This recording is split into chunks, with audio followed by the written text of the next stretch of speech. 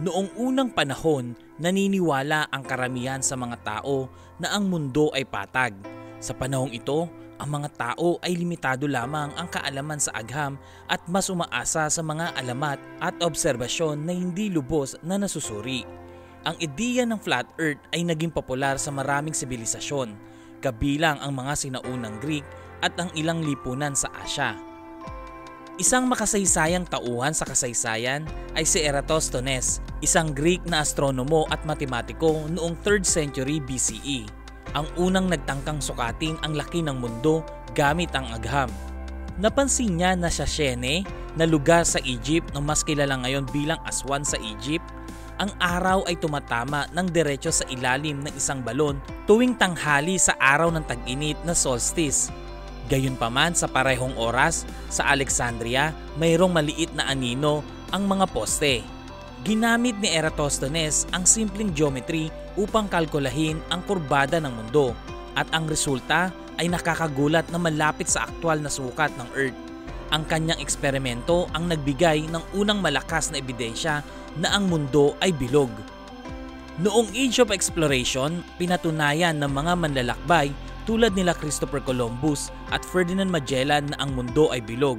Si Magellan kasama ang kanyang tripulante ay matagumpay na nakapaglakbay paikot sa mundo noong 16th century, isang makasaysayang tagumpay na nagsilbing konkretong ebidensya laban sa paniniwalang patag ang mundo. Ang kanilang paglalakbay ay hindi lamang nagpatunay ng spherical na anyo ng mundo, kundi nagbigay daan din sa pandaigdigang kalakalan at mas malalim na pagkakaintindihan ng mga kultura.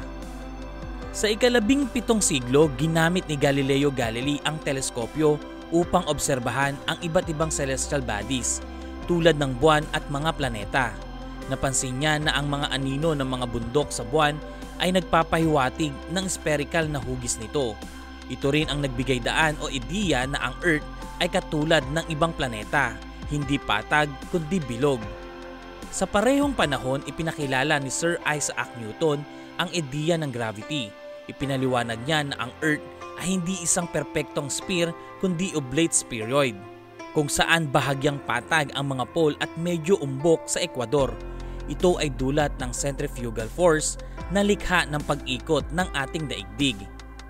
Ang pagtuklas na ang mundo ay bilog ay isa sa mga pundasyon ng modernong agham. Ang mga ito ay nagbibigay inspirasyon sa mas maraming pag-aaral sa astronomiya, heograpiya at pisika.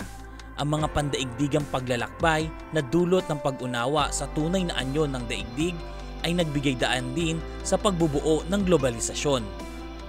Sa panahon ngayon, ang pagkakaalam na bilog ang mundo ay may malalaking implikasyon. Ang teknolohiya tulad ng GPS at satellite communication ay umaasa sa spherical na modelo ng Earth. Ang mga ito ay ginagamit sa pag-navigate, pag-predict ng panahon at maging sa pagpapalaganap ng impormasyon sa buong mundo. Sa kabila ng mga ebidensyang sayantipiko, may ilang grupo sa kasalukuyan tulad ng Flat Earth Society na naniniwala pa ring patag ang mundo. Ang kanilang argumento ay batay sa conspiracy theories at maling interpretasyon ng mga obserbasyon. Ang patuloy na diskursong ito ay nagpapakita ng kahalagahan ng agham, edukasyon at kritikal na pag-iisip sa panahon ng impormasyon. Ang pagtuklas sa hugis ng mundo ay hindi lamang tungkol sa agham, kundi tungkol din sa ating kakayahan bilang mga tao na magtanong, magsiyasat at hanapin ang katotohanan.